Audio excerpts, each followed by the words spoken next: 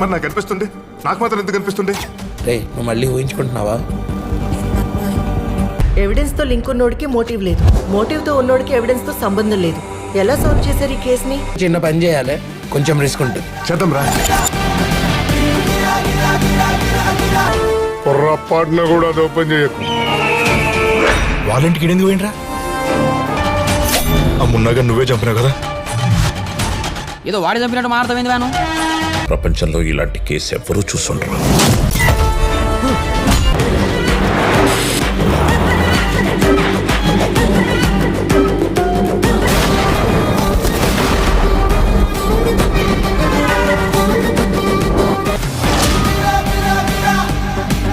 కొన్ని ప్రశ్నలకి మౌనమే సమాధానమవుతుంది.